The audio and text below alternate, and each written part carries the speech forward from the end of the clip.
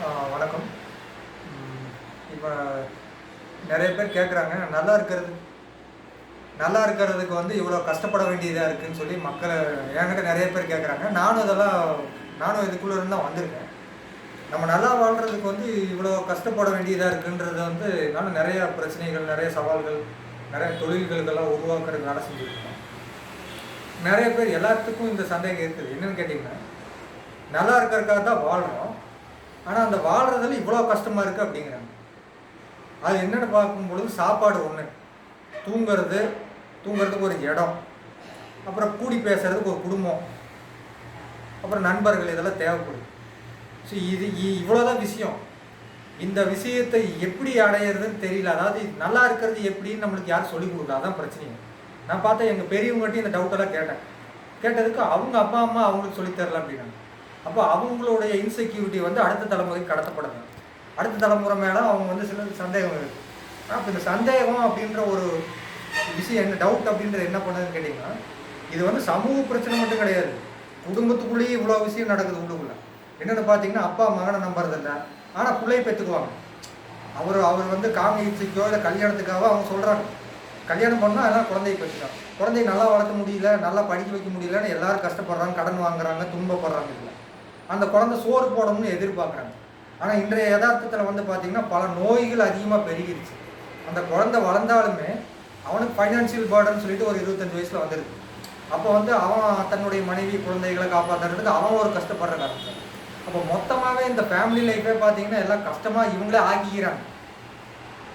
எனக்கு தெரிஞ்சு வந்து இயற்கையாக இந்த கட்டமைப்பெல்லாம் இயற்கை ஏற்படுத்தலை. மனிதர்கள் வந்து சரியான நல் வழி யாரும் காட்டாதனாலையும் சந்தேகத்தையும் துன்பத்தையும் கேட்டு அவங்க சுற்றி இருக்கிற மனிதர்களெல்லாம் அதே பிரச்சனைக்குள்ளே இருக்கிறத பார்த்து இவனும் நம்பறக்க ஆரம்பிச்சிடுறான். நம்பறக்க ஆரம்பிச்சோன்னு என்ன பண்ணுறான்னா, அந்த நம்பிக்கையை வந்து இவன் வந்து மாற்ற முடியறதில்லை.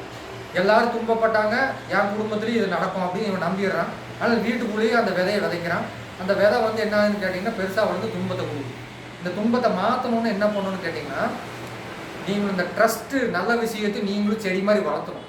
நம்ம என்ன பண்ணுறோன்னா, நல்லதை வந்து என்னோட கடமை கிடையாது, அதை அடுத்தவன் பார்த்துக்குவான், எவனா செஞ்சுக்குவான்னு ஓடி போய் ஒழிஞ்சுக்கிறோம் நம்ம. அப்போது இந்த ஊரோட மொத்த இன்செக்யூரிட்டி, டவுட்டு, ஃபியரு, துன்பம் எல்லாம் வந்து நம்ம மேலே வந்து விழுவோம். இப்போ நம்ம நல்லதை போய் கையில் எடுத்து செய்யலை அப்படின்னா துன்பம் நம்மளுக்கு வருது. இப்போ புரியுதா ஏன் எல்லாம் துன்பப்படுறாங்கன்ட்டு? நாம் வந்து நல்லது வந்து நம்மளோட கடமைன்னு நம்ம நினைக்கல. நல்லது செஞ்சால் தப்பு, அது அடுத்தவன் பண்ணுற வேலை, நம்ம வேலையை பார்த்துட்டு ஒதுங்கிக்கலான்னு உட்காந்துக்கிறோம். அப்போது ஊரோட மொத்த இன்செக்யூரிட்டியும் நம்ம அனுபவிச்சு தான் ஆகும். டவுட்டு, ஃபியர் எல்லாம் நம்ம மேலே வந்து விழுகுதான் செய்யும். அப்போ நம்ம துன்பத்துலேருந்து வெளியில் வரணும்னா நல்ல விஷயங்களை காப்பாற்ற வேண்டியது நம்ம கடமைன்னு நம்ம முன்னாடி போய் ஒரு லீடராக நிற்கலை. அது அவன் பார்த்துக்குவான், இவன் பார்த்துக்குவான். எங்கள் அப்பா பார்த்துக்குவார். அப்பாவை கேட்டால் பையன் வந்து படித்து என்னை காப்பாற்றுவான், அவன் பார்த்துக்குவான். அப்போ எப்போ தாண்டா நல்லா செய்ய போகிறீங்க? என் அப்பாவை கேட்டால் பையன் மேலே பழிக்க போடுறது, பையனை கேட்டால் எங்கள் அப்பா எது செய்யலைன்னு பழிக்க போடுறது. இப்போ மொத்தமும் இவனுக்கு வந்து ஒரு கிறுக்குத்தனமான லாஜிக்கில் என்ன பண்ணுறாங்கன்னா, ஒரு நல்ல கைடன்ஸ் இல்லாமல் எல்லாத்தையும் குழப்பறாங்க. எல்லாம் ஃபஸ்ட்டு நல்லது செய்கிறது நம்ம கடமைன்னு நம்ம முன்னாடி போய் லீட் பண்ணணும். அவங்க பண்ணுவாங்க, இவங்க பண்ணுவாங்க, என்னை இவங்க காப்பாற்றலை, என் பையன் சோறு போடலை, அவங்கள என்னை பார்க்காம விட்டுட்டாங்க, எங்கே பார்த்தாலும் இதே பிரச்சனை தான். ஆனால் எல்லோரும் வேலைக்கு போகிறாங்க, எல்லோரும் சம்பாதிக்கிறாங்க. ஆனால் அந்த ரிலேஷன்ஷிப் எப்படி வச்சுக்கணும்னு தெரியல, ஒரு ட்ரஸ்ட் எப்படி பில்ட் பண்ணுறதுன்னு தெரியல, எல்லோரும் சந்தேகம். அப்புறம் நிறைய பேர் என்ன சொல்கிறாங்க, தொழிலை யார் நம்புறது, பணத்தை போட்டால் ஏமாதிக்கலாம். காரணம் அது கிடையாது. ட்ரஸ்ட்டுன்றதும் நீங்கள் வீட்டில் ஒரு பிள்ளைய வளர்த்துற மாதிரி, ஒரு மனைவி கூட வாழ்கிற மாதிரி, அப்பா அம்மா கூட வாழ்கிற மாதிரி தான். அது ஒரு 10 வருஷம் 15 வருஷம் ஆகும். அந்த ட்ரஸ்ட்டை பில்டு பண்ணாமல் நீங்கள் மேலே பெரிய லெவலுக்கு வர முடியாது. சம்பளத்துக்கு தான் போக முடியும். சம்பளத்துக்கு போனால் எப்போ பணக்காரனாக வருது? அப்போ அதிக பணம் இல்லைன்னா துன்பத்திலேயே தான் கிடக்கும். அதில் வேறு என்னென்னா இந்த இட பிரச்சனை, உரிமை பிரச்சனை, இத்தனையும் வச்சுக்கிறானுங்க. அப்புறம் பிரச்சனையை இவன் மாற்றுறதில்ல. எங்காவது போனால் யாராவது தீர்வு தருவாங்களான்னு நம்புகிறாங்க. மொத்தமாக பார்த்தீங்கன்னா இவங்கெல்லாம் ஒரு குழப்பத்துக்குள்ளே மாட்டிட்டு முடிக்கிறாங்க. ஆக்சுவலாக தெளிவான ஒரு வழிகாட்டுதல் இருந்தால் இவங்க துன்பமே வராது.